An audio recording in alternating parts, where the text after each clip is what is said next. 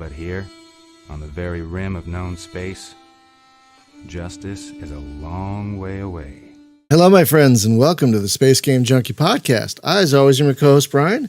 Joining me, as always, is your co-host, Spaz. Hello. Your co-host, Julie. Hello from the great gray north where UFOs get shot down in my backyard. Apparently they're a thing. Right, that did happen. Yeah, it's been weird over here. We don't know where Thorsten is. Oh, we just lost. Oh boy, we're having issues today, folks. We don't know where Thorsten is.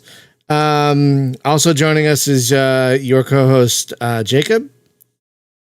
Chaos is found in greatest abundance wherever order is being sought. It always defeats order because it is better organized.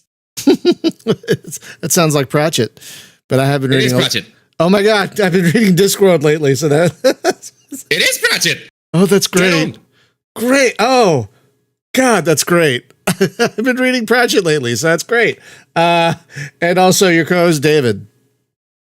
More studies need to be done, but we're engineers, not biologists.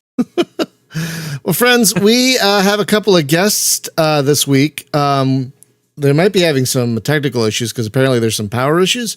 But joining us both from Toronto are Kevin Donnelly and Gabriel. Oh, I should have asked how to say your last name. O'Flaherty. I hope I said that right. Of Bobby Technology, which I love the name of. I love that name, by the way. I just love that name. To talk about their upcoming science fiction RTS called Chaotic Era. Welcome, gentlemen. Hey, thanks for having us. And yeah, we I just had another power outage, but, Oh my but God. now I'm back on. I hope Gabe, you're here, right? Gabe might not We be. live in separate houses. Oh, there he is. Oh. Okay. Yeah, Yeah, that's good. We had a contingency plan. We live in separate houses. man, I actually got a power backup just for the router and the modem. Like I have, Smart. Very smart. So in case the power goes out, we have like 10 minutes of internet, just in case. Oh my God, Thorsten, oh my God, wait. So Thorsten lost Discord on what? Okay, so our co-host Thorsten just said in the chat that he just lost Discord on all of his devices, which is bananas. Wow. How does that even happen? It's a cyber attack on Space Game Junkie. Oh my God, we're being attacked. They don't want us to talk about. I should look out the window and see if there's a Chinese spy balloon over my apartment. Oh my God.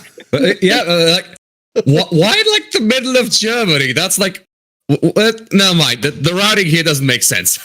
It's all about the dominoes, Jacob. You start in the what? The dominoes. You start in one place and it all falls apart other places. We had one got down and the next stayed over. Yeah, but then why? Never mind. Anyway. Yeah, hopefully we'll get Thorsten back soon. For some reason, Discord is refusing to work on anything that he owns. It's having a moment. Which is weird. Like, it sounds like an authorization issue more than anything else. But why? I don't understand. Anyway, we are here to talk about Chaotic Era, which is an upcoming RTS you can buy on itch.io right now, currently, as we record this, for $4.99, I believe, American. Correct.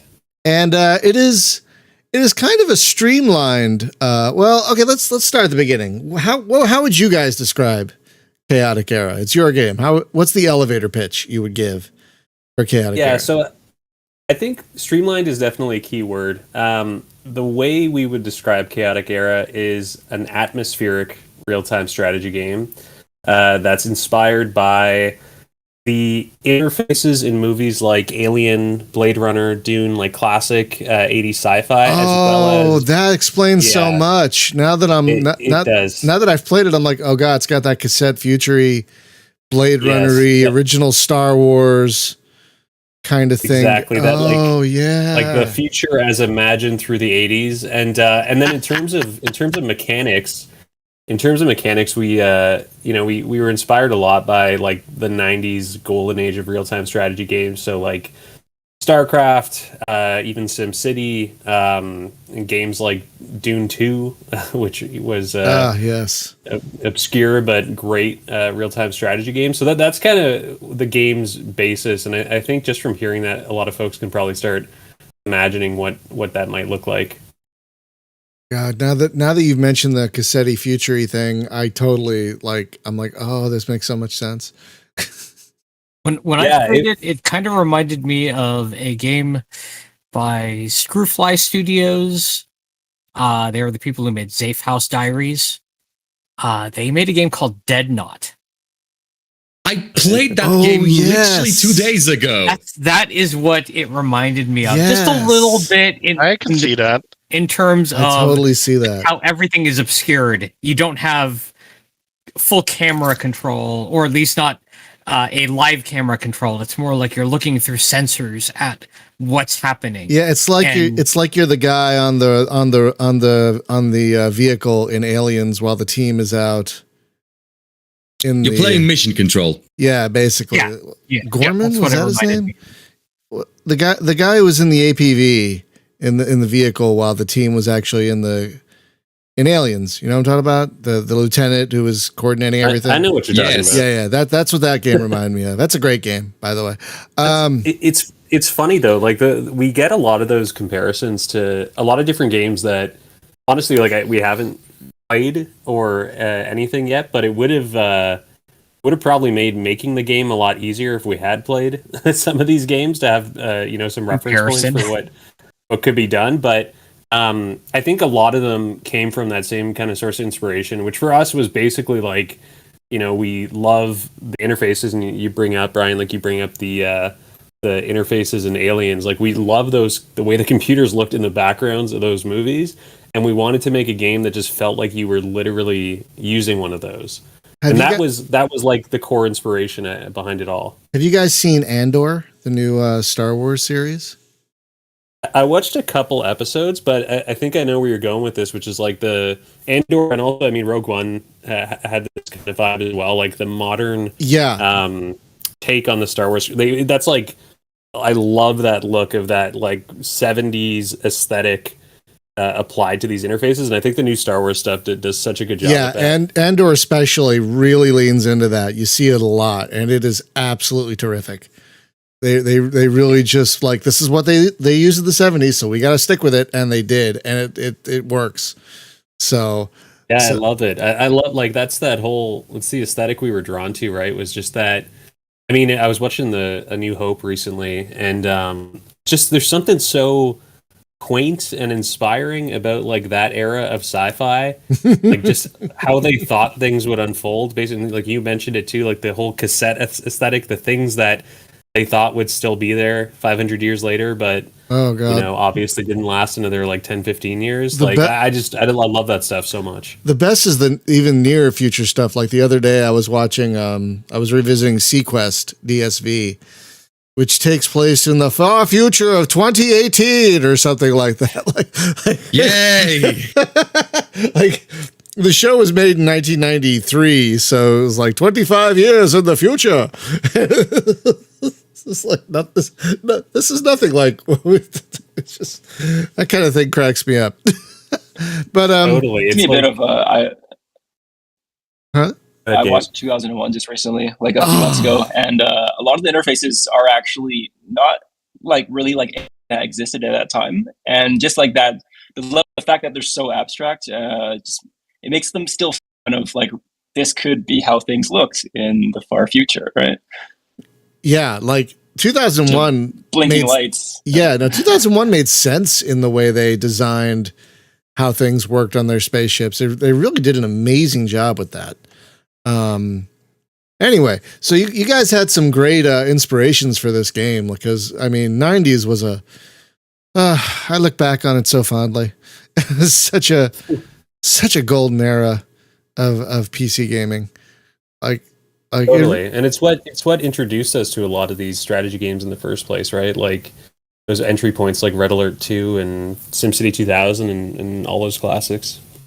So is the city building aspect the clearing of the scanning? Okay, I'm jumping ahead. So this game is a little different than other RTS games in some ways, because you're not moving around units really. You're not you're not building a dozen units and then drag selecting them and then moving them over to the enemy. It's a little different. Here it looks like, because you don't have direct control over units. Like you have worker units and stuff, but you don't directly control them. Kind of like Majesty in that regard. And what basically you do is you scan the area around you, and then you find resources in those areas. And then your workers go get those resources, if I'm remembering correctly, and bring them back to the buildings you build. So there is kind of a city builder aspect to it. I also thought. Yeah, it's like the city builder, and that's why I bring up SimCity 2000. I feel like that's like a kind of like a foundational core video game memory for me and Gabe. Oh yeah. Although it's not as like the way we approached in Chaotic Era is not that you're trying to build this massive thriving city like in SimCity that has sports teams and a fire department and everything else. Right. Like Chaotic Era is much more focused on you are just trying to survive, right? You're just trying to like build this, terribly constructed outpost on this super hostile world just to stay alive. The thing actually, and you brought up Aliens earlier, the thing I compare it most to is like that the opening scene of the director's cut of Aliens. And I know this is getting pretty specific here, but yes, where you actually see the colony before it falls. Exactly. Yes, where you actually see Hadley's Hope. Like we basically wanted to make that as a game, and that's kind of how it came out. So it's not like this thriving city. It's kind of like this really, kind of an awful place to live in the middle of this super stormy, dangerous place. And you're just trying to survive there, and you're just trying to keep alive. So that's like the city building aspect is in the sense that you are building more buildings and units to house your population and, collect resources and defend against the aliens that emerge. But it's definitely very light on the city building. And that's why, again, we talk about it's kind of like this streamlined 90s RTS, which also, sorry, I'm kind of going on super long here, but it comes from the fact, too, that originally me and Gabe had envisioned this as an iOS first game. So the Chaotic Era came about as like a mobile first title. And so some of the design decisions, like the, not directly controlling units and things like that, were influenced by the mobile form factor at first, but things that also carried over into how we built it out in a desktop format too. Right. Oh, what I meant by the city building aspect is you do build these buildings that are interconnected and do support each other. That's what I think about when I think of a city builder. And so you do, like, you had to build the energy building. I can't remember the names of the things, but there's definitely a base building. It's more base building than city building. Yeah, yeah. But it kind of feels like, I don't know, with all the little guys moving around, it felt kind of city-ish to me. It felt like kind of a colony, instead of just a base. You know what I mean? It felt more like a colony, which I like. I think a lot of the like kind of ambiguousness of it that you're describing too, or like the inability to pin down some of that stuff, comes from like how we built this out, which is a project we've been working on, for actually a few years now. But it went through a lot of different iterations of what Chaotic Era even was. Like, there was a point where it only took place in outer space, and you were just guiding, different ships between different planets, like basically a completely different game. And we kind of iterated on that over a number of years until we got down to what it is now, which is kind of this like outpost simulation game. But a lot of that came from the fact that we set out more so to be building a game that expressed this kind of like thematic and aesthetic and atmospheric idea of like that Hadley's Hope kind of experience, versus we didn't set out to be like, oh, we're going to build a base builder, or we're going to build a roguelike, or we're going to build like, we didn't set out specifically with a type of game in mind. We more set out with this type of vibe we were trying to cultivate, and the game kind of came in place through that, which wasn't the most efficient way to do it, but it ended up well in the end, I think. How long have you guys been working on this? I think it's a perfect way to sorry. I was just going but yeah, it's several years old, but that dovetails nicely into the point I want to bring up, which was like there are like less conventional mechanics and it's difficult to kind of like really pinpoint like what. It's a little more obvious now, but it doesn't fall very cleanly in like any one genre, I would say, and that's almost like an outcome of the fact that we didn't start with like saying we're going to make like a strategy game or we're going to make a this or that type of game. Like years and years ago, the game actually started as a it was like kind of a Kevin. It was a universe. It was a physically proportional, physically accurate like universe simulation where we had built this very basic structure for having like this procedurally generated pseudo infinite worlds with planets that would orbit objects of greater mass, and there's kind of a hierarchical structure similar to the real universe. And the game ultimately became what it was because we just kind of kept zooming in on what we thought was cool, what we thought was fun, and like the best. Sorry to ramble on here. No, it's fine. But the best piece of feedback, we actually received, something that really stuck with me years ago was someone told us find the thing that is most fun in your game. Right, find a thing you think it could be the most fun, and just like double, triple down on it. And that's ultimately what we ended up doing. We ended up calling probably like 90%, 95% of the things that we developed over the years until we ultimately had this pretty minimal yet concise little survival game, which looks like a strategy game and looks like a base building game, and it kind of looks like a tower defense game at times, kind of depending on how you look at it. My dog went kind of crazy there, but sounds insane, but Gabe is totally right. At one point, we were trying to build like a to-scale universe simulator. Oh my god! And I know we went all over the place as we were building this, but like Gabe said, that key piece of advice was just zoning in on the thing that was the most fun. Which honestly, the planet view was like a bit of an afterthought, a bit of a like tertiary experience at times when we were building this. We just kept zooming in on that, and then suddenly we were like, oh, this is actually the fun part of the game is the planet component. Let's just make the whole game that. Exactly. Yeah, and I have to say I only played it for about an hour. Like there's not a ton there right now. It looks like there's like 2 modes, I think. 2 scenarios basically. Yeah. There's 2 modes. So this is the early access version, the version that's currently live on itch. And we are going to be doing a full Steam release later in the year, which is going to be a much more built-out version of this game. But we launched this. Yeah, we launched this to give an idea of what Chaotic Era is to the audience, to the market, and see how people responded, see how people are liking it, see what kind of feedback we can get. Because, like we said, we've been working on this now for a number of years, and so we were just like, let's get something out there and let's see how people respond, which so far has been incredible. But yeah, we're working towards a full release that's going to have quite a bit more content. Currently, there's 2 modes in the early access release. The full version is going to have quite a few more modes, and that's kind of how we've built the game. Is that the player will be playing through different modes that simulate different types of circumstances that you could imagine landing on a new planet and experiencing. Right, so. In the in-game lore, there were thousands of ships that left the solar system to try and discover new worlds because the solar system is collapsing and all sorts of terrible stuff is happening at home for humanity.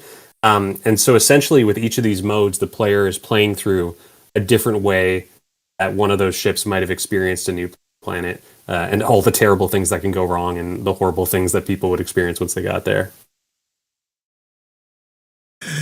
I do appreciate. I'm not really into survival games, but I appreciate the survival aspect of it because it does really make it feel. Go ahead. It is odd, I will say. It's certainly a very unique art style for a game. The game is also very stressful. Is that just me? No. That's the point. I can tell you it's not just you. We had a lot of discussions during like when we were designing it, being like, this would definitely make it more stressful for the player. Like, let's do that. Let's add this clicking sound. That's never feels like it gives you a break. Even with like the day-night cycle thing, the game always feels like it's throwing something at you. Yeah. Which I feel like might get very exhausting in the long run, but for now just makes it interesting. Though I will say the game does seem very bad at explaining what's going on. I still don't know how you actually get research or science or whatever it's called. Yeah, so it expect it to passively happen. And That is by design. The confusing nature of the game is by design, which we've gotten a lot of feedback on that point. Believe me, there's a lot of people have quite a few opinions on that, which I think is totally merited. That's terrific. That's terrific. It's not complicated, though. I just want to interject. There's a lot going on, but it didn't feel like complicated. It's complex. Yeah. I managed to actually crack the game in like 10 minutes by sitting down and bashing my head against it. I still don't fully understand it. I still don't fully understand if all of the like designs are intentional or if I'm just doing something wrong. Like the fact that I apparently have to manually collect energy from a recycler or something. The thing is, it might have helped me understand the game better and be more interested in playing it if the manual didn't read like microfiction, but if it just kind of like there's a manual. And the manual just read like a very short microfiction, and it would have helped me understand the game and had it more appeal. If they're actually like say, okay, here's how to play. I mean, I will say the art style attracted me because it was very reminiscent of Limbo and This War of Mine. And so the art style attracted me, but I don't like having to bash my brains against something to try and figure it out. I at least like kind of like the basics, because at some point while I was trying to figure this out, like, the game just stopped, and I said, did everybody die, or like what's going on? I don't mean to be negative, but I like indie games to succeed, and this was kind of like my impression from a newbie standpoint. Also, there's a manual. There is a manual. I'm smiling as you guys say all this stuff because maybe me and Gabe are just like totally messed up and like torturing our players, but a lot of that is not a maybe. A lot of this is intentional. A lot of this is by design. And I know, again, it sounds like a cop-out, like we made like a super hard to understand game and we're trying to justify it, but it was by design that we were like, we wanted to make it part of the game that you're trying to figure out the game. Because something that we, really don't like in modern gaming is like the super, super involved tutorials that you basically are playing for like half an hour and you're like, am I even playing the game? Like, have I made a decision that's even impacted the game at all yet? Or am I just doing like endless QuickTime events? So you prefer tutorial land. You prefer that 90s thing where the game is like, this is the only game you're going to own for 6 months. Fuck you. Dive in and just fucking learn it. You will figure it out. And that's so there's two things there that brought us to that place. And again, we can probably and we have added some updates to the onboarding and things like that to make things like the manual, even though it's hidden away in a menu and it's just a manual that reads as if it's completely in universe. Like, we've added things to make it a bit easier, but we've still kept it annoyingly hard because there were two pieces of inspiration there. One was we loved that 90s vibe or 80s vibe of when you would like walk into whether it's a bookstore or a video store or a music store or whatever, and the internet wasn't really there yet, and so you were discovering stuff by like sorting through physical media, and you would find something, and maybe it's like some Japanese import game that doesn't even have an instruction manual, and you would like buy it or rent it or whatever, take it home, and you would have to figure it out because there weren't strategy guides, there weren't built up communities around these games, and the games were maybe not designed totally properly either, and so you were figuring out how to play this game. And so that was like one piece of it. And then the other piece was we were like dead set in the design process of trying to make it as immersive as possible and trying to limit the amount of times we were talking about, the mouse or the keyboard buttons you needed to hit or the things that a player needed to do that exist in like our real world and not inside of the universe of the game. And so those were two pretty core decisions that led to, how steep of a learning curve the game has, but it was intentional for better or worse, depending on your experience of it. But we've gotten a lot of feedback on both sides of people, one that they can't figure out how to play, but they keep trying and they do figure it out. And then on the other side of people who, have appreciated that kind of divergent approach to how you onboard a player to a game, which, it's It's definitely not the best practice. It's not what any game designer would tell you to do. But I mean, I don't know. Maybe there's something kind of punk rock about just saying like we're just gonna make this game like really, really hard to understand. Well, that's the beauty. We'll see if people can figure it out. If I may, right? Now this goes back to marketing class in grad school, and my fear when I see game design like this, and the teacher who was the head of marketing for Motorola at the time always used to say, make your product meet the needs of the consumer. And my fear and my love of hoping indie games succeed comes out of the fact that if there's innovation in gaming, the only place I personally feel it's going to come from is the indie game market. And so my fear in this is saying, well, it's going to be so off-putting that someone will say, just set it down, and it'll end up being like the Orange Box and the Half-Life game that's been sitting on the top shelf since a month after it came out. And so I don't mind complex games because people just say twice-a-week conversation I have with a couple of the other co-hosts here is they've said, well, if you can understand X4, you can understand Dwarf Fortress. But the difference is if I get stuck, the developers have a very active Discord channel. I can say, I'm stuck. What do I do? And if somebody just kind of throws me in the deep end like my dad did when I was learning how to swim. He said, oh, you learn how to swim. Well, in the process, I almost drowned. And I didn't learn how to swim until college because of that. And so aren't you afraid this is going to affect the marketability of your game?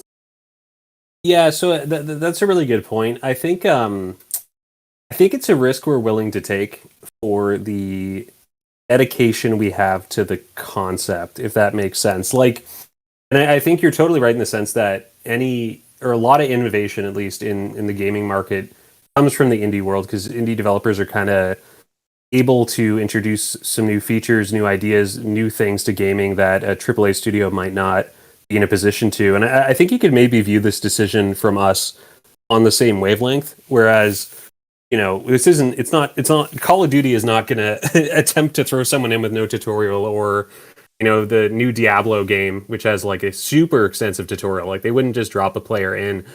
It's something we have the freedom to do as independent developers, and whether it's antithetical or not, like I said, it's a risk we're willing to take for our kind of like ravenous dedication to the artistic vision we have for the project. And but not to say that we're not going to make any improvements to the onboarding, because there are a lot of simple things that we've done since we launched it to improve that and to just make it easier on the player. But we're like I said, it's a risk I think we're fully willing and able to take with Chaotic Era specifically, of like, let's try this out. If people hate it, but we want to fulfill that vision we set out with and see how it works in the real world. And again, like to draw that comparison to music as well, right? To a medium where the creators are not issuing updates constantly to the art. Like for music, a band can put out a totally left field album as their second album, and it might completely bomb, or it might, change the industry. But once they put it out there, it's not like they're issuing, patches for their album. It's just like, well, we'll see how the market takes it. And if people hate it, people hate it. And if people don't hate it, well, look, we just, created something new here, or hopefully inspired other creators and artists to take a chance. So that's what I mean, where I'm like, it sounds really stupid as I'm saying it, because it feels like one of those things where it's like, man, this could so easily improve this game just by making it easier to understand. But me and Gabe are kind of stubborn in that sense. And I think like when we set out to make games and to make, just products and things in general together, we set out knowing we're going to do this probably the opposite of how most other people would do it. And we're going to do exactly what we want to do and just see if people like that and people respond to that, right? So totally taken, because it makes a ton of sense. And it's, like I said, it's definitely not the decision most people would make. But I think there's something to it where me and Gabe just want to try and do some weird stuff and see what happens, and maybe break some conventions as we're doing it and see what the reaction is, whether positive or negative, just to get people, talking and engaging and thinking about how a game should be built. Well, oh, good. I was going to say, I managed to figure it out, and I got through the first scenario. So it felt rewarding to me. That's just me. But me too. Me too. I understand trying something different, and here's my comparison: is the first time someone and this is another gaming group entirely, but we were talking about really different music styles, and he told me about heavy metal country roads, and I said, "You've lost your mind." And yet I said, heavy metal, John Denver. And yet I went out to this place called Leaping Frog Studios, and this musician who's just incredibly talented can play every instrument himself. And I said, oh my God, it works. And it's fantastic. And so and I really want to love this game. But, all of a sudden at one point, the game just stopped. And I said, what am I doing wrong? And I just wish there was at least some place to go so like somebody could tell me, what am I doing wrong? We'll say, this is what you're doing wrong. Try it. You'll like it. Mikey, he likes everything. I do want to plug, we actually do have a Discord server that's honestly super active, and I've been super impressed with the community in there, where folks have been discussing, obviously giving us a ton of feedback on all sorts of different parts of the game. But also discussing strategy, discussing different elements, and we're super active in there too to help folks. But I will plug our server, and I can drop you guys links, and hopefully we can get a link maybe in the show notes or something. But yeah. Toss it into the stream chat channel. In fact, yeah, let me throw that in. But so we and again, it comes back to that idea of how dedicated we are to the game feeling as much of it takes place in universe as possible. Is that we do offer that support and helping folks through things, but we are choosing to offer that completely off campus in the Discord versus in the game experience itself. And again, this could be a terrible idea. This could be an absolutely business case in a case study in how not to build a game. But it's the risk we're choosing to take here, and it's nothing's gained if nothing is risked in situations like this, right? So, yeah, I totally understand the critiques that folks have had of that approach, but we're just trying something out. We're trying to see how people react. If I may make a suggestion, I would link the Discord server a little more prominently on the itch page, maybe. Because that's a good idea. I had to dig for it, and it's there. It's in the comments, though. I had to actually do a on-page search for the word Discord. But maybe if you included it with the links down here under Bobby Technology or something, that is a great idea. And I think we've been thinking about also linking out to it from the game itself, from the. That's probably a good idea. A lot of people do that. Yeah. They include a link to Discord. On the main menu. Yeah, a lot of games I play, there are little buttons on the main menu for Twitter and Facebook and Discord and all these things that just give people easy access to the community. So that would probably also be a good idea. Yeah. Definitely. I will definitely include that in the show notes. Absolutely. My first thoughts, if I get stuck, are: does Spaz know how to play it? Does Brian know how to play it? Oh dear God, please, Spaz, help me! And, if you asked me, I would have helped you right away. Well, this week it's been. I have been involved in an incredibly complex project, which is just briefly, it's evaluating a multi-million-dollar business right down to how many eyelashes do you have. And otherwise, if I had more time this week, I would have said, oh dear God, please, Spaz, help me. That's fair. Yeah, this is. I do enjoy the intentionality of throwing you into the deep end, as it were, with this game. But for me, it took maybe 15 minutes, because I'm not that smart. It took me 10 or 15 minutes to finally start grokking it. But once I did, it started to flow a little better. And there's a definite flow to this game. But you gotta figure it out. And I like I said, I do appreciate that. But again, I mean, I'm an older gamer, so I grew up like you guys were mentioning in an era where a lot of times manuals weren't that good. A lot of games didn't come with tutorials. Yeah, a lot of games didn't even have did not tutorials have at all. a tutorial at all. Or very simple. This button does this, and then that's the tutorial. You have a hotkey menu. One thing I will kind of maybe not warn about, but mention as a concern. One thing you can't have is the game relying entirely on being obtuse for its difficulty and for the satisfaction coming from it. Because what will happen is the person will figure it out, realize there's not much to it, and go, cool, neat, I'm done. Totally. Oh, totally. It's a great point. But yeah, it's something like it's been on our radar since the start because it's obviously been one of the major pieces of feedback that we've gotten. So we've been shipping some updates to try and improve the onboarding and just get the player better settled in, while still keeping that same vibe and that same obscurity of you're using a computer built in 2790 and you don't totally know what's going on. But actually, I realized that we did actually already we do link the Discord currently from the report a bug button in game. But we definitely should make that more explicit. Those are great points.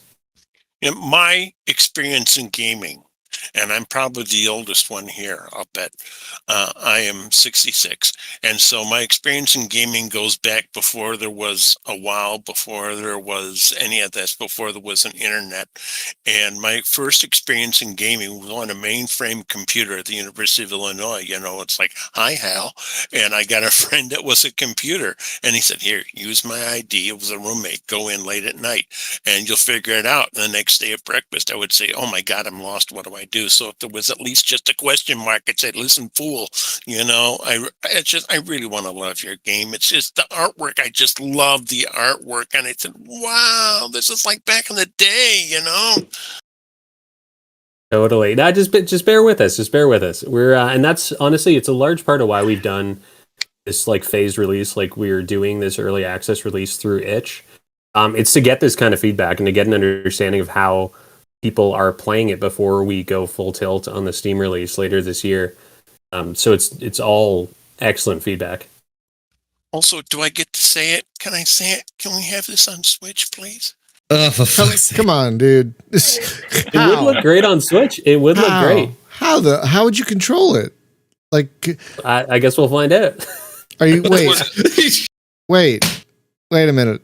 Is that kind of a confirmation that which version confirmed? Definitely not a confirmation, but so we're PC and Mac. Obviously, that's what it's out on right now. We are going to be dropping it on iOS and Android as well. Oh, okay. Which, like I said, that was the original intention, but we decided to go with the desktop release first. And who knows? Who knows if we get millions of gamers, playing Chaotic Era and loving what we put out there. Then maybe a Switch release could be in the works. Android, my dreams are achieved. Thank you. There you go. Yeah, Android. That was when we first announced, or started talking about Chaotic Era, like a couple of years ago. Android was iOS originally only, but Android was such a massive demand that we had to expand to Android as well. iOS is that's great. My Android phone is every bit as big as the Switch. I take the Switch thing back. I'm happy with Android. There you go. Sounds great to me. Yeah. And I also thank you as a person that technically uses an Android, though haven't actually downloaded a game onto it in like 6 years now, but shush. Look, the mobile games market it exists. If I'm going to do mobile gaming, I need physical controls. That's why I have a Switch and a 3DS and a Game Boy. I'm glad you also think so, because I also really dislike touchpads. Me too. Like, I still play my Game Gear every now and again. Wow. Yeah. I'm happy with Switch controls. I'm the kind of person that's like, I also use my phone to make phone calls. What? Nice. My phone is everything first. You talk to people? I actually talk. Yes, every now and then I talk to it. But my phone is first an HP 12C calculator before it's anything else. And then it's like, you can play games on it. Oh, you can play Game Boy games on it. Oh yeah, you bet. Oh wait, it rings every now and then. Well, when mine rings, I don't answer it.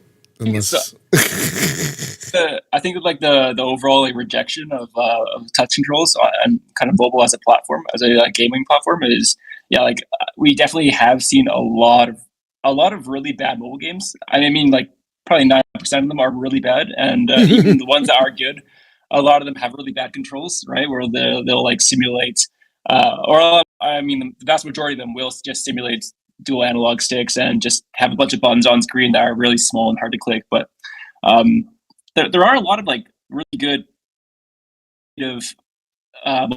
right? Like, and I think that's it's possible to make a very good mobile game. Oh yeah, I was actually just talking to Kevin about this one.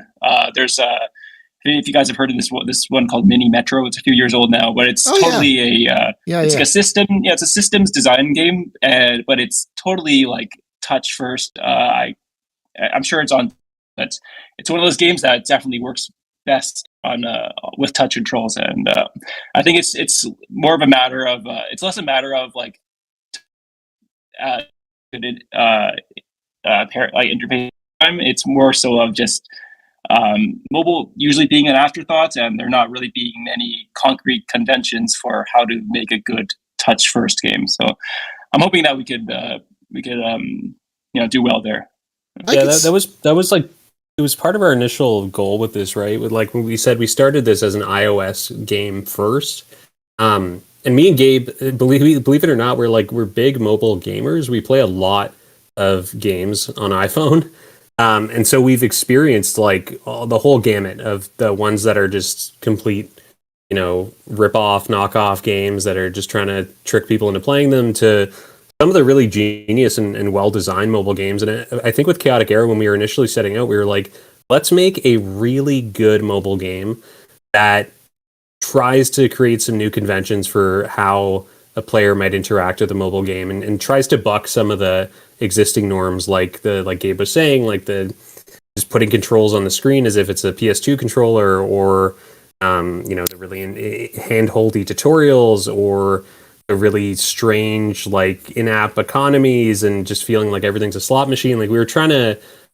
not ape what was in market currently for mobile and do something a bit different. So we're hoping that the mobile release feels that way once we get to that launch. But mobile gaming is surprisingly a very, very popular thing at Bobby Technology. A key pastime of ours. The first thing I look at when it's a mobile game, I said, it's not free to play. Good. Okay. Let me pay for your game and I'm happy. And I'd see the artwork and I'd say, okay, we want you to drop $20-$30 on this. I said, yeah, sure. Just to play it because of the artwork. I'd give you the money on a mobile game just to encourage you to develop it. Nice. I'm writing that down in our research notes now for pricing for mobile. We're going to have the $30 edition. It's for you. We'll see what it comes out to. It's such a different market, and it's such a different type of player that's playing mobile games. But yeah, we intend to make it a priced upfront game, like I said, because we don't want to get into the kind of quagmire of the in-app economies and all that opens up with mobile, and how kind of like, I'll give an example of a game that I was playing recently was the Magic the Gathering game that came out. It came out on mobile. It's also on Steam. I got it on Steam, or not Steam. Was it on Steam? Was it on the Epic Game Store? Might have been the Epic Game Store. Sorry, totally irrelevant. But the Magic the Gathering arena game, where I started playing it. It was super fun. I played Magic the Gathering when I was a kid, and I was just getting back into it. But I got to a certain point where I realized that I could not get better or like progress in the game without spending money because of the pay, like it's just the pay to win nature of it, where people pay for cards that are far more overpowered than anything you can get naturally through grinding. So like, I just hate that feeling. I hate that feeling in games. I hate feeling like, you are just stuck unless you choose to just spend a crazy amount of cash on a video game experience endlessly, just chasing that, like being in front. It just doesn't feel right. So that's something that's been pretty core to how we've been approaching this, and definitely a thing we've tried to work against in the design process of when this was a mobile first title. That's why Crashlands lived on my phone, because they said, yeah, pay us a price. You can play Crashlands for as long as you want, and there's not going to be any micro charges. And That's a great game. That's a great game. Nice and streamlined. Really. Yeah, what a novel concept, right? Pay us some money and we'll give you a game, and you don't have to pay us again. Terrific. I wish more things were like that. Or right? maybe we'll pay you again for an expansion. Remember those days when you bought a game and that was it for a while, and then look, there's an expansion. I'll buy the expansion. I'm gonna have to ask later for some actually good mobile game recommendations, because I've literally haven't found one in years. It's like the Inkle Games people, they started out like that. They started out like mobile, and then it's like, well, maybe we'll go PC. But, they say, oh, okay, well, we're going to charge you for an expansion, but not for an arm and a leg. I said, yeah, you got it. I do recommend a lot of the management games by Kairosoft. Yeah. They have been porting them to Steam as well, but I played them on mobile first. I've got pretty much all of them on Android that have been released in English. So impressive. Yeah. I play a couple of their games and they're usually serviceable. Yeah. Yeah, they're fun. The best thing you can do is get Magic DOSBox and then put Starfleet 2 on your phone. And then use the on-screen keyboard to play Starfleet 2 on your phone. That's the best thing you can do. Yes, but also that is an option.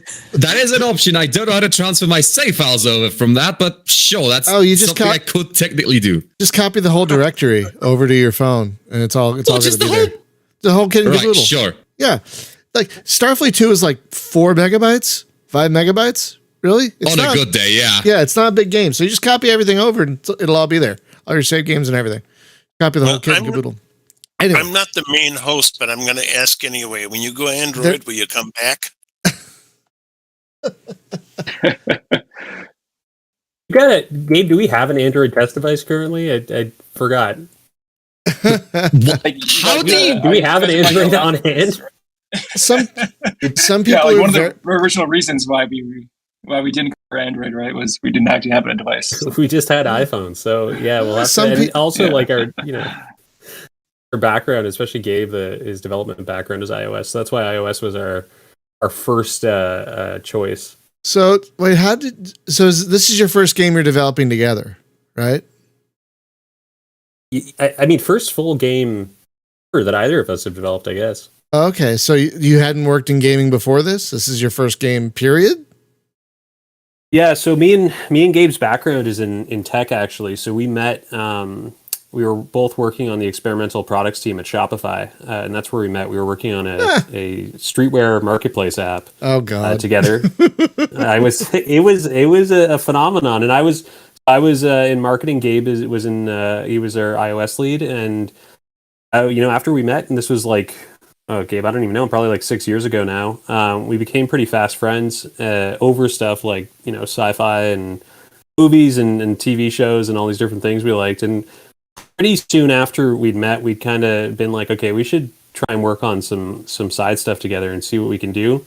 So there's been a few different things, especially like more on the app side that we've launched before. Like we had a experimental camera app a few years ago that we launched called Emoji Vision that basically just turned everything into an emoji mosaic. Wow, that sounds horrifying. It sounds terrible, but it kind of went like a little viral, which was pretty cool to see. Like it was featured on TechCrunch.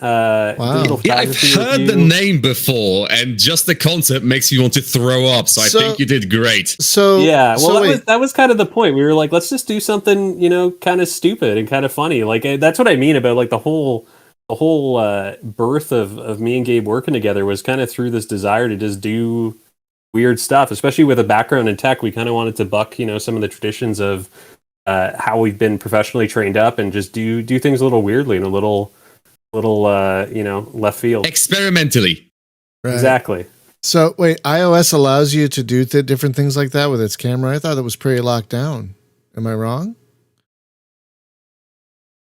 Like there's a spectrum of APIs available which let you hook into different types of hardware on devices, and there's we actually it was fairly new at the time. We used something called Metal, which is like Apple's DirectX, and they have a whole set of APIs that you can use to like all our app really was just it was just a fancy Metal shader, and there's a way that Metal lets you get a camera stream as a buffer and apply a shader on top of it, and that's That's it. Basically, if there's something possible on iOS, Gabe has probably found a way to hack around it and figure out how to do it. But yeah, that was a few years ago that Emoji Vision came out, and at the time it was a pretty novel concept. I think we've seen a lot of different apps that do a lot of similar stuff come since then, and especially like filters on Snapchat and Instagram. But yeah, it was born out of that just idea of let's just do something super funny and weird and see what happens. And then from there, we were like, oh, let's make video games. Like, we both love video games. Let's just make some video games. Yes, the natural progression, emoji nonsense into video games. Yeah, we were like, oh, this was cool, but what about a game? All right, let's do a game.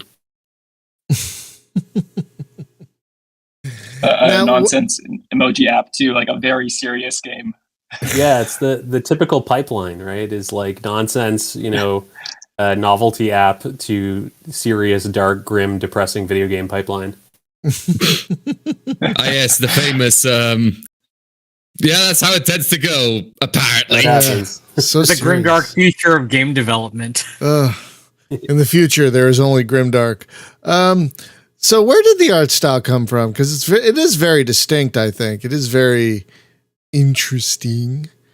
Yeah, it was like I mentioned before. Like a lot of it came from the interface design in movies like Alien, Star Wars, 2001: A Space Odyssey. Like all those screens in the background. Me and Gabe have both just been obsessed with that forever. And it was one of our common interests that we bonded over initially. Was like, I forget what movie it was. I think Gabe, we started talking about like Oblivion, that like Tom Cruise movie from 2013 at some point, and we were just like, it was so cool about that movie. Like the movie was okay, but like the UI and the interfaces were so amazing, and that was like one of the things that we connected on. That's the best thing about that movie. That is the absolute. It's the best thing. It is the best thing. And then that 3D thing around the hand. Am I remembering it? The 3D thing around the hands and everything? It was like projected around the person. Am I remembering that correctly?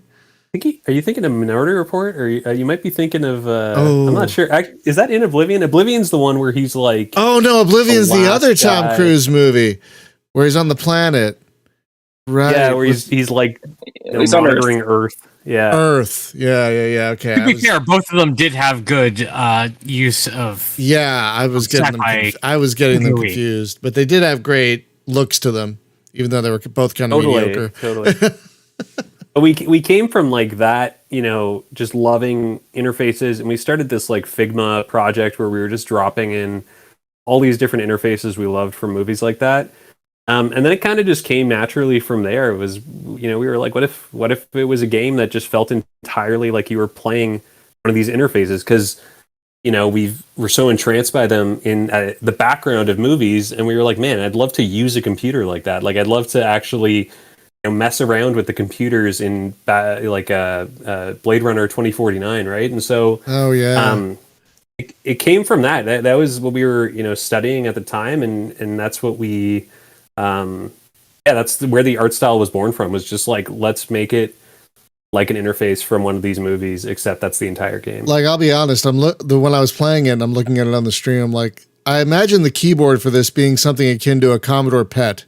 That big. Right. Black hard key thing, click, like it's kind of got the font and the colors and the look of like a really old like Apple or early PC, which is terrific, which is exactly what you're going for. But the modern type of thing. Totally. So yeah, I totally get the vibe you're going for, and I think it's absolutely working, especially as someone who grew up in that era of computers. That's it. Chaotic Era. It's a nostalgia machine. That's that's what we designed it for. It really is, and I can imagine like you're not looking at this through a window. You're looking at this through sensors. So you're like probably deep in a bunker somewhere, managing all this. So exactly. you can survive. we talked about like, this is what's happening in real life, but how would that be represented on the screen? And that's how we were working back from to like how to make it look in Chaotic Era, right? Where like, in real life, a planet's not just like a 12 by 12 grid, but that's how the computer you're using is imagining the planet or visualizing the planet or rendering the planet based on all the sensor information. So a lot of our design choices came from like that kind of thinking where we were like, okay, if this is what's actually happening on the ground, how would a computer interpret that based on this weird, 80s retro-futuristic computer we've imagined? I will admit, I did run into one problem while I was playing it. It didn't look like I wasn't able to repair vultures when they went down. Like I would push the repair button and it didn't look like anything happened. So I'm not sure if that's a bug or what, but there was no feedback at all when I pushed the repair button. That's definitely a bug. Yeah, there's been a couple bugs like that people have been flagging that we've been working through. Okay. Another one you might have noticed, like sometimes, for instance, like workers get stuck or things like that. So there's definitely a few different bugs we've been working through based on the feedback in Discord. And again, it's why we did the early access release too, right? Was to try and uncover some of these possibilities, because like with a game like this, there's only so much internal playtesting you can do. Of course. Like you can't even figure out a lot of these edge cases that players are going to run into. Oh my God. So I've run into so many games. I've run into so many games where you can tell only the developer played it. And so you're you're playing this was one of them. And you're playing it and you're like, what the hell were you thinking? Why didn't you ask someone for help so they could have told you no? I know you're talking about Chaotic Era here. Like, I am not talking about Chaotic Era. There have been several games I have streamed where I have made the actual comment that I think only the developer played this, and they get into their bubble. You get into a bubble and you think, oh, this is great. It's going to work fine. It's going to work great. I understand everything. And then like someone like me plays it. It's like, what the hell were you thinking? It's like the thing that every author will tell you. Everyone who's ever written a book, get an editor. Priority 1 before anything else. Get an editor. I believe it. Yeah, I believe it. So how is it's gonna suck. I gotta ask, how has itch been for you guys? Because a lot of the developers we talk to go directly to Steam, so we don't get to talk to a lot of developers who go the itch route first. So how has itch been for you? It's been really great. Like we've gotten like quite a bit of traction on there. I think we were in the top sellers on itch, like the top 3 for couple of weeks there. Like we've gotten a really great response from that audience, and one of the reasons we chose to do an itch release is like we really love that itch is more of a community around game development and around indie gaming than other platforms. And so we wanted to do early access intentionally to tap into the community that's there and get like if you go to our Discord, you can see people are so engaged with the game and giving us feedback. And that's what we were looking for, right? Like kind of to your point there about, any good author needs to get an editor.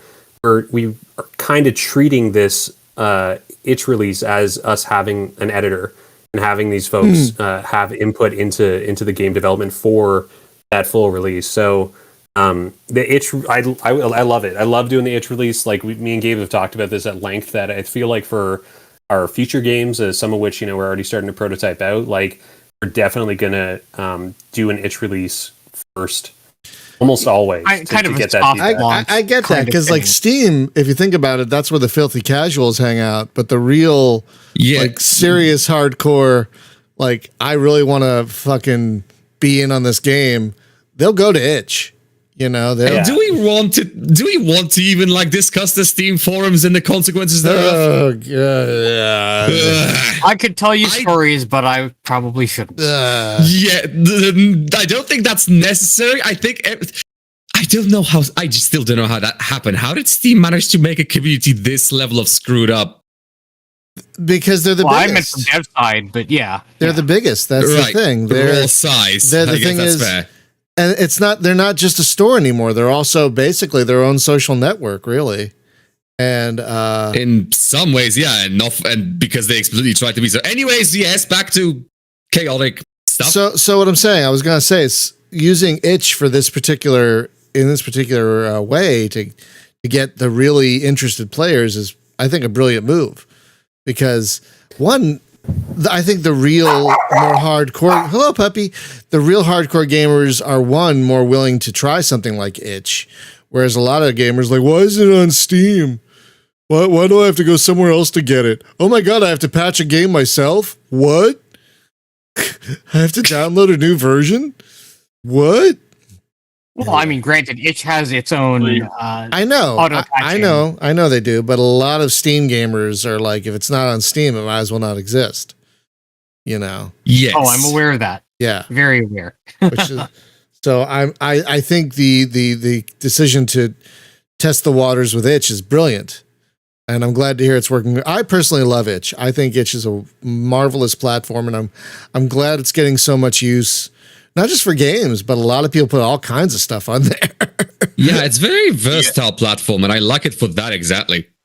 Yeah, and I want totally. And it's super developer friendly. Like we love it. And sorry about my dog freaking out there. I think I got an Amazon delivery, and I think they literally just threw it straight at my door. So Jesus, I think that's what caught him off guard there. But it's it's just been fantastic, and we kind of like to be seeing a game like Vampire Survivors really take off on the platform and achieve, like, you know, for an indie game, like mainstream success by taking an itch-centric approach. And obviously they've launched on Steam and other platforms, but it all kind of came back from itch. Like, that really inspired us to be like, okay, like, we do really enjoy the itch platform. We buy games on here. We play games on here. We love the community, but, like, this could be a really, solid way to launch a game, and especially to soft launch. So it's been working out great. Like, I would definitely recommend it to other developers that are thinking about a soft launch. Oh, that's terrific. That's terrific. Yeah, because I've heard from other people that they're very developer friendly. And I do love the community they built. We hosted a game jam through it a little while, like a couple of years ago now. And they made it very easy to do so, you know, and it was absolutely terrific. So yeah, it was fun. I still remember it. Yeah, roughly. Yeah. So we love itch, and we're really glad to hear it's working out well for you guys. I mean, you guys have gotten a lot of traction, even not being on Steam, which is really saying something. You know? And for an intentionally obtuse and confusing game. Yeah, we've had a very forgiving audience so far, which has been awesome. That is good. Yeah. Playing Kev the other day that if we launched on Steam in this shape, we'd probably get torn to shreds. But the itch community has been very forgiving, and so we're hoping that by the time we launch on Steam, we'll something that is not as obtuse as it is now. Yes. Now, admittedly, the forgivingness tends to be like proportionate to actual communication. So I think priority here is just keeping up, maybe not the updates, but just the information as to what's going on. Don't just vanish for several months without telling the internet what's going on, or people will be very sad. Oh yeah, no, we're not going anywhere. We will be here. No, I can see on the itch page you guys are very active in the comments and stuff. You know, Core 2 has been very active too, and we've been getting a lot of positive and negative feedback there too. So, yeah. Thorsten, were you going to say something earlier? It sounded like you got cut off. Were you going to say something? No, everything's okay. Okay. What I wanted to ask is already answered. Oh, okay. We're just that good? You're just that good. Oh, gee. I just heard you trying to talk and you got drowned out earlier. That's the problem, folks. We don't use video cameras when we're recording these things because who needs to see that? And so it's very easy to interrupt people. So it's just a thing that's going to happen because, you know, we can't see each other. We can't raise hands or anything like that. But, you know, why would we want to? I don't want that. Good time to wrap it up, Brian. Oh, is it? Oh, it is. Okay. So it's been over an hour. Good job, guys. That hour just flew by. I didn't even notice. Yep. Thanks. So the game, hopefully it's a good thing. Yeah, it is a good thing. So friends, the game is Chaotic Era. It is a they like to call it atmospheric strategy game. You can also call it very stylistic. Artsy. I'm surprised I haven't used that word yet. Artsy. Oh, there you go. It's kind of like the art film of video gaming, like the indie art film that you'd go to a specific theater across town to see. I'm gonna put that quote on the website, I think.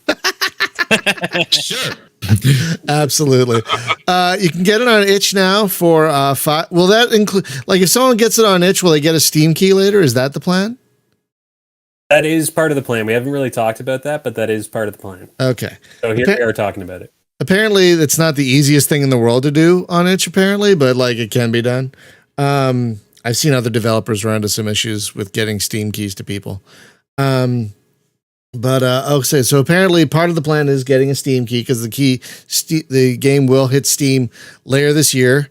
Also in early access. Is that the plan? It's still going to be in early access when it hits Steam? The Steam release will be a full release. So early access will be just through itch. Oh, that's an interesting idea. Okay. That's an interesting idea. I like that because you don't see a lot of games hitting 1.0 directly on Steam anymore. Like a lot of them go the early access route. So that'll be kind of refreshing, actually, to see a game just full release on Steam.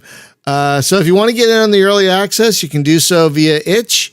It's really easy to find on itch. I'm stumbling a bit. I think I need lunch. But gentlemen, thank you so much for taking time out of your day to talk to us about Chaotic Era. It's been a really fun talk, and the game is terrific. We didn't even talk about the future, like how many more modes are coming and anything like that. We didn't even get to talk about that stuff. But we'll definitely have you back on once it hits 1.0. We like to do that. We like to have like at least one podcast for early access and one podcast for release. So we'll definitely have you guys back on once it hits 1.0. For sure. Thanks for having us. This was super fun. Oh, good. I'm really glad to hear that. So, folks, that's going to do it for this episode. Next week, we're going to have the developer of, I believe they call it a story-based colony builder called Trappist, which is also on itch at the moment. That's going to be our guest next week. So thanks for listening. And again, check out Chaotic Era over on itch. Have a lovely day, everyone. Thank you so much, as always, to our patrons who help keep the lights on around here. And as always, thank you to those of you who have gotten vaccinated. I shouldn't have to say this, but please, for the love of whatever deity you believe or not believe in, please get vaccinated. My God, the pandemic isn't over. It's not. We don't know when it's going to be over. So for the love of Zeus, please, your local deity of choice, whatever, for the love of Thor or Odin or whatever, please get vaccinated. Oh my God. Thank you so much, everyone. Take care of each other.